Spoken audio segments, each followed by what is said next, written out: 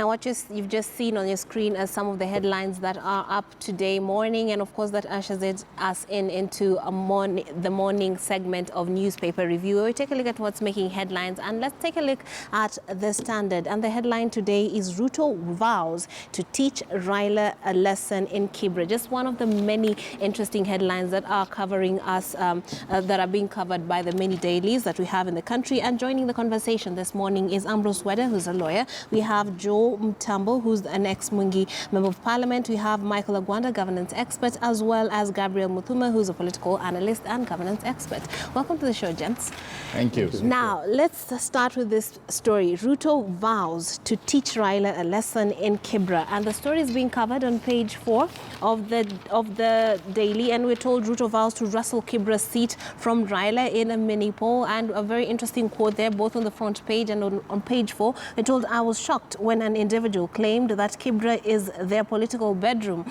Yet the region did not have toilets, and locals grappled with dire sanitation challenges. That is the Deputy President. I'll start with you, Mr. Weda. What's your take on this?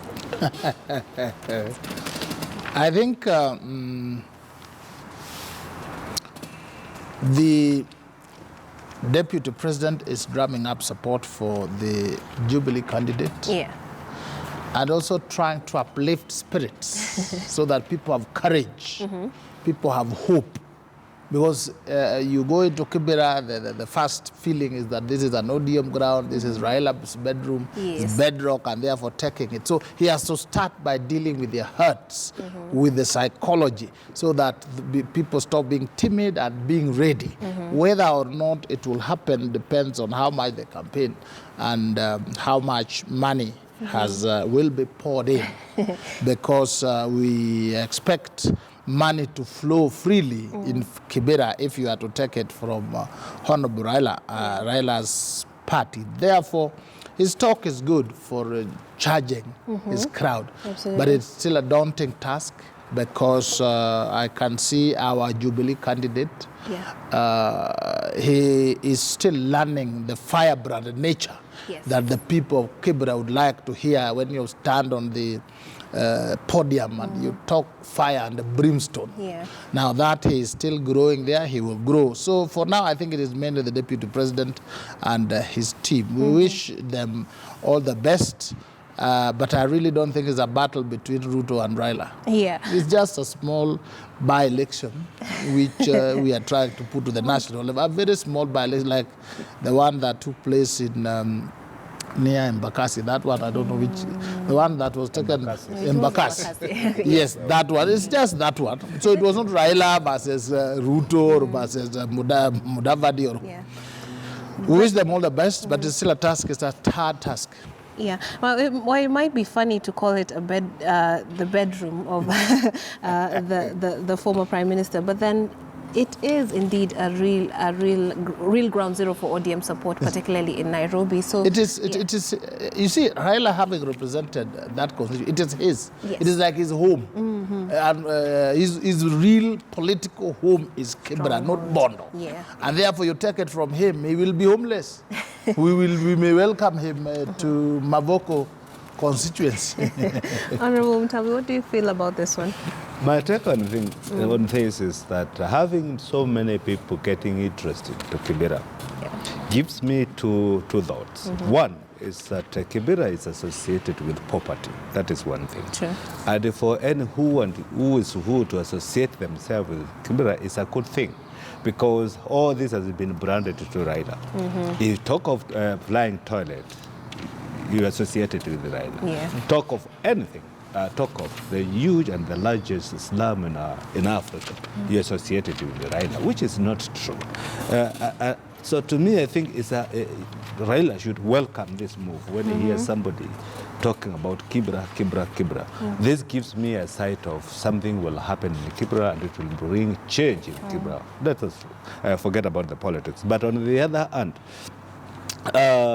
this is just political talk. That's how politicians talk. I am one, and I know how we speak. So to me, I don't expect when you hear that Ruto will teach Raila a lesson, don't think it's a mathematical or geographical lesson. Yes. It is just a political thing, and that's how people talk. You don't expect anything else from politicians who are hovering across Kibra, trying to get votes for their favorite candidates. Right. More important is actually the candidate themselves. For that to be actualized, it's the candidate themselves to prove that they are able to take the book of the late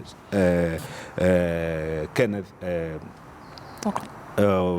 guy who passed on, and may God put his soul in eternal peace. So I would not want, and we said it here last time, that in Kibra, let us not expect nothing much. People will say so many things about Kibra, but like what is putting it, it's just a by-election. And trust me, after the election and after the winner is announced, it will be live as usual in Kibra. Yeah. Yes. Now, Mr. Guara, do you think it's a promise of change given the poverty that is associated with Kibra, or is this just yet more politics as we see in the country? Looking at this statement, I look at it from two different sides of the coin. And that means if Ruto's candidate, who is a Jubilee candidate in this case, Mariga, wins, he will have beaten Honorable Raila Odinga, not only Honorable Raila Odinga, but also the NASA fraternity that have filled their candidates into this poll. But how about if you look at it the other way around? What if ODM candidate wins? He will have also taught himself a lesson that indeed the electorates have their wish in this case. And therefore, for now, anybody can say anything. Not that that is exactly what will happen on the 7th of November, but hoping that they will win. But winning does not necessarily teach Raila a lesson in my observation. By winning simply means that the electorates have decided that this is the way they will go. But looking at what is happening on the ground, remember, NASA fraternity or NASA coalition has filled their candidates. ANC has a candidate there. We know Ford Kenya has a candidate there. Those were people that were making NASA. ODM has a candidate there. Jubilee, that initially said that they will not put a candidate there, also has a candidate there. And there are also other independent candidates and other small parties fronted with my friend Martin Andati that also has is running for Kibera parliamentary. A number of people are running there. And therefore, I really think that words like teaching somebody a lesson does not suffice here. I think what we need to tell the people is we've given you our candidates as parties, as independents, and please, will you vote for our candidate? Because Kibera is now spoiled for choices of who is who in this country. But when you look at it again from the perspective of Jubilee Party fronting a candidate there and saying, we have a candidate and we want to teach you the lesson. I wish they will say, we want to teach the Kibera people a lesson and not an individual like Honorable Raila Odinga. Because this is perhaps the only party, as we can see now. Jubilee is perhaps the only party that is now divided in the middle in their candidature for Kibera. This is the party where the Jubilee members are saying, we know that what Raja Shebesh said the other day, we know what Maina Kamanda has said. They are literally supporting ODM and not Jubilee Party. And then you can see that even though the Deputy President is saying that he's going to teach somebody a lesson, he's also being taught a lesson within his own party, unfortunately.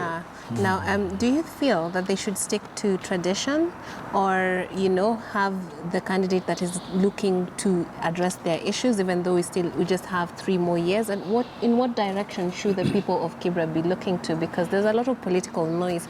But at the end of the day, what's important in terms of who? I think the Jubilee Party, in my own view, are shooting themselves in the foot. Yeah. They're fronting a candidate, but also running away from their own candidate. Okay. Some part of Jubilee is running away from their own candidate. party disciplinary should be something that need to be enforced in this country. We cannot have a place where you have political parties, but people differ simply because they do not like a certain individual in that political party. Yeah. And I think, as we've said earlier and before, parties should be based on ideologies, not necessarily an individual who is at the helm and calling himself a party leader in this case. Yeah. And we've had statements of even people discrediting the party leader himself, who actually fitted the candidate with a cap and saying he came through backdoor. These are some of the things that are hurting the electorates. When you present an electorate and you also have a doubt on the very electorate, you don't expect that electorate to win an election. And in this case, I can promise you that Jubilee Party is going to lose, not because they had such a bad candidate, but because they were divided and they were giving mixed signals to their own candidate. And so they are really, really shooting themselves in the foot. For future, I really think the Kibera people need to look at who they think will address the issues and elect that person, not based on lessons to be taught to one another. Right. And now the whole issue is being spread across page 4 and 5. A similar headline on page 5 says, Blow to Mudavadi as allies back the ANC rival in Kibra clash. And we were told earlier in the story by Jeff Curry that the candidates and the party officials were hit the ground running in terms of drumming up support in the area, some even going door to door. Mr. Muthuma, what is your take on this developing story? Actually, let me just a little bit attempt to finalize what my good friend Michael Agwanda was saying. Yeah. And the question you posed in regards to what should the Kibra people be looking at. One thing which is very clear is that the late Ken Okoth, and I've repeated this severally, the late Ken Okoth left the bar, or actually put the bar too high. Yes. For Kibra. And I can say without fear of contradiction, I believe he was one of the best legislators this country has ever gotten. And in Kibra, having himself grown in there, he understood what needed to be done. Right. So what should the Kibra people be looking for? The Kibra people should be looking for one thing and one thing only, and that is transformation. Any person took education because he realized that was the basic tenet that actually removed or aided a lot of youth out of Kibra. And so many people coming out of Kibra, you can tell you, education was a key ingredient on how their lives are run today. So having said that, the issue about who is going to teach who a lesson or who is going to learn, I don't think that should be coming in at this point. Reason being, Kibra needs services. Kibra needs not only extended but very rapid development. We are talking about a constituency within Nairobi that still lacks water in the city, has issues in matters housing, and that has always been. Schools is another thing that's ailing Kibra, the environment, so it has a lot of things, an orchestra of so many things. So the person coming in should actually understand what is ailing the people of Kibra. Right. When you come to parties, and this I would actually ask the parties to run away from, this should not be deemed or seen as a war between Ruto and Raila. If you are going to set pace on that, trust me, you will actually end up getting very embarrassed, because you know why? Kenyans have started understanding, the voters have started understanding. If you don't have the message, all right, they are the ones to teach you a lesson. Yeah. You saw in Embakasi South, people thought the issue would be, anytime they went, the issue was Ruto. In Ugenya, the issue was Ruto. If you vote for this person, you're voting for Ruto. What ended up happening?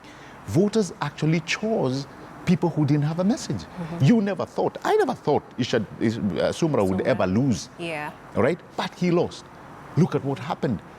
ODM, you never thought ODM would lose in a place like Ugenya. Yeah. They did, and they lost to a party nobody knew. MDG, David Karani, David Ochieng, winning that seat. So the message that should come out, this should not be a Jubilee ODM ANC thing. No. This should be the messaging that is correct. Somebody who comes with a development agenda, somebody who will alleviate the lives of the people in Kibra. Right. That should be what, should actually be the underlying factors or principle that should make the voters in Kibra engage with the people looking for that particular seat. Anything else, I think, will just be treated to sideshows. And actually, finalizing to what you've asked, we are going to see a lot of drama moving forward. All right. Same way we saw with parties during nominations, Jubilee, settled, in what you would call like a boardroom thing, which is actually allowed within their party constitution. Right. ODM, went and did their nominations. ANC, I think they picked Owalo. So after all this drama and the dust settles, the Kibra people, the voters in Kibra, will be left with one exam. They are the ones to teach the lessons. The people who are running for those particular seats the lesson, not the other way around. Okay, very well put. And of course, as such issues such as sanitations are used as insults and jabs, actually those should be the issues that should inform how they vote, and hopefully that is the direction this by-election will be taking. As we keep our eye on that, let's also shift gears to the war on graft. We are told at the top of the Standard, EAC recovers 2 billion in stolen property at the coast, and this is a story that's being focused on page 6. We're told this includes school and prison land, public beaches, and a bus park. What do you think about this development at the coast? The value of the land is at 620 million shillings, and of course 250 million is the value of grabbed Jomo Kenyatta public beach. Mr. Weda. Thank you. It is a commendable job that we are making some progress in slowing down the rate of corruption. Yeah. You cannot eliminate it. To slow it down, I think the prosecutions have slowed it down. I think this one, the DPP and the DCI, they have done a good job. They have stopped the drama they used to do, kamata in the morning. They have stopped it. I've seen now they actually treat people with dignity. You are arrested with dignity. You are charged with dignity, because the whole thing is about you being prosecuted, proving the guilt of somebody. So there, I think they have improved well and they're doing well. The EACC is also doing a great job in terms of doing some work. Yeah. Not the best job they can do, but doing some work. I don't know how they have recovered public beach. I think they have just opened it. You understand that? Yes. Because the beach, the way it is, some people close it. Yet the whole beach is supposed to be public. So some people in front of their premise, their property, they close it for other people. That is what they have done. But for a good name and to seem to be working, now they say we have recovered Kenyatta Beach worth 250 million. That I think is a joke they should stop doing. They should just concentrate on the good work that they're doing. And I know there are many Kenyans who are willing to return stolen land. They just need to talk to them. They just need to put an advert and say, this one, if you return it, we will not prosecute you, because there must be a trade-off. Yes. So that we improve better. So here we congratulate them, and we congratulate the DCI and the DPP for changing tact and becoming gentlemen and gentlewomen in the course of doing their work. I do agree. It points to a silver lining, because sometimes it ends at naming and shaming. Sometimes the prosecution doesn't go all the way to the end. And of course, asset recovery has been a dream that we've all been calling for. And finally, we're seeing some of some of the investigations ending up in asset recovery, which is, I think, a good thing. Honorable Mtambo, what do you feel? My thinking is that if there's any lesson to be learned, it's this one. And people who should learn these lessons are people who are occupying the so-called public lands.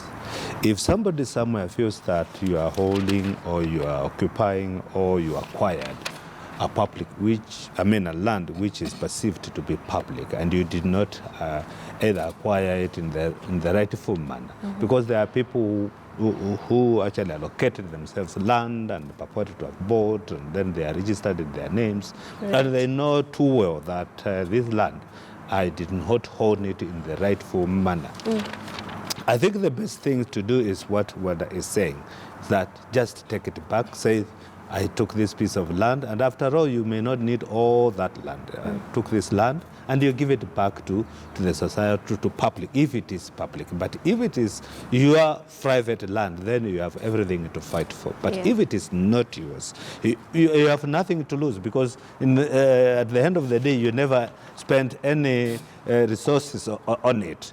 So if there are lessons to be discussed, these are the lessons. And kudos to EACC. And I believe whatever they are doing is the rightful thing within also their value or their mandate. They are allowed to do that if they feel this land belonged to public. And I'm talking about public, not those which are private, because private also is something else. You need to understand that land is very emotive. And for any person, particularly at the coast, it doesn't matter whether you are ACC or police officer or from where, come and tell me this land is not mine and I know it is mine, then it's a problem. So as much as they are also doing this, they also need to look at the repercussions, which may also come thereafter, because there's nothing which can erupt war other than land in any nation, not only Kenya. And just a right of reply, I did not want to answer that actually before I corrected something which a good panelist spoke about Kibra, saying that it's only Jubilee which looks like divided in Kibra. I am a Jubilee lieutenant, and I just want to remind him that even in NASA, there is no one now in NASA. Everybody is on their own. So not only Jubilee, just to correct that, because all the members, all the party members of NASA, they are fielded candidates. So when we talk about Jubilee, we should also talk about NASA. Not lean on one side. Okay. Politically speaking, that there is truth to what you are saying. We have seen some jitters also in the NASA side of things. Now, still on the EACC issue, I like that you brought out that sometimes it's private land and sometimes people actually purchase land believing that it is clean, and then later on comes up that this land belongs to the public and what have you. So it causes a bit of confusion right there when it comes to the issue of asset recovery, and then the fact that it's emotive comes up. Mr. Gwanda, what's your take on this asset recovery that has happened in the coast? Asset recovery, in my view, is probably the best way EACC will be able to stamp the corruption in this country. But there are many assets other than the land that has been mentioned here. And I think today we're probably going to be limited to the land acquisition that we've seen here, what, 620 million, 250 million. We're talking about close to about 2 billion. And that's just a bit that is being talked about in Mombasa. We've not talked about Kisumu. We've not talked about Nakuru. We've not talked about Nairobi, Eldoret, places where the government from, since independence have invested hugely in buying property. We've not talked about line ministries like Ministry of Defense, correction services, many ministries that are bought, in fact, Ministry of Agriculture, that are bought land over the years. We know that this type of land has not been gotten through a walk in the park where you go to the lands office and you apply for land you're given. We know that a lot of this land have been given out through a political scheme, through being influential in the government, you being a member of parliament, a minister, or close to the president. And presidency for that reason. And so you get this type of land because you are somehow influential in the government. For EACC to come and say we've repossessed this land and not to tell her who specifically those land belong to me, I think is a disservice to our country, and it actually inhibits the idea of people knowing that certain individuals in our society, Michael Agwanda had a grab land, and for that reason, the land has been taken away from him. And he can go out there and tell a story and tell you, my friend, do not grab anything else but not the government land. But if we don't have names on these individuals, and we are just sugarcoating this thing, because then you can never know that this is the reality. I know some of this land has been returned, but what we're saying is let's have the names of the people that the land has been taken away from. Secondly, I want to say this. we also need to, as we take the land back from people, we need to follow out the story behind that land. Because I could be the third owner of that land. Yes. That simply means that the first owner must have grabbed the land. He sold it to the second owner. Sure. The second owner realized something was wrong and he sold it back to me, who is now the third owner. The question is, why do we let lose the guy who got the land first in a corrupt manner and hugely benefited from it financially? Yes. How do we make sure that that individual and the land officer who transacted those fake documents also pay for their sins, so that not only the last guy who has bought this land at say 100 million, losing all 100 million because the government has returned, has taken back the land from them. That to me is not fair at all to a gentleman that went to the land, did the search, found that the green card was reading that this land belonged to a private individual, and then bought the land, and then you take the land away from him. I think we need to be fairer to some of these people who are the third, fourth owners, because all they did is first do a search that is required by government. That before you buy any property, you make sure that you do your due diligence. This due diligence are correct, and then you buy the land, and a guy comes and tells you, but you know this land belongs to the government. I think that need to be looked into. That land officer, whoever, the land registrar that made it up with a document that can be proven that this document here was a search, that man need to go to court. The guy who got the land and got the money first, and he knew very well that this was a grab land, need to return the money to this individual. So I think there's more than we can talk about here, but we cannot just say that we've gotten our land back, and therefore if you lost your money, that's none of your business. That will encourage the cartels to continue selling government land to people who have done everything possible and have the documents which they think is correct. Yeah, you're correct. And also another complication that comes up is when decades go between the first sale and whatever other sales took place, and then that further complicates tracing it back to the actual perpetrator. Mr. Mukuma. But you see, I mean, I agree with your last sentiment, but also that also goes to show you that we've not done a good job in matters record keeping. You know, when you talk about, you know, there was an exercise that the current now governor, Charity Ngilu, wanted to start at the Ministry of Land, and that was land digitizing. And I think that was an amazing uptick. Should she have been allowed to, you know, continue that exercise? But you saw how it became. I mean, the cartels that moved in, most people did not want that exercise to go on. And I remember even at a particular point, the president himself walked into Ardhi House, you know, and chastised people when actually he said he was behind the exercise and he was supporting Gile to do the same. So I don't know how far we went into that digital exercise, but I think that would have alleviated some of the problems that we are facing. When you look at the registry, and this is now where me and you get duped in, me and, you know, the likes of Maheshimua and Michael Agwanda, when we are the third and fourth purchasers, like Agwanda has actually explained, you do not know what happened or who were the initial purchasers. But the government should provide a conduit, a record, a safe, you know, environment for me to know who was the initial owner of this land. And if it was the government, or if it was public land, then you run away as far as possible. The thing, if you look at this story that you've covered, where EACC have recovered, this property, just goes on to tell you the kind of epidemic we are facing in matters land grabbing, and realize that all this land at one point belonged to the government. You know, when you talk about KRA land, when you talk about, you know, land belonging to the Meteorological Department, people who are actually probably had relations or ties, could be former employees, former MDs, and this we've seen for, you know, happening in this country, where somebody who served as a big manager, if you will, knew how to go about it to grab land, and he did what he did and sold it to somebody else, who further went to sell it to somebody else. And when you are coming to repossess that land, the person who's left holding the stick was actually somebody who had nothing to do with it.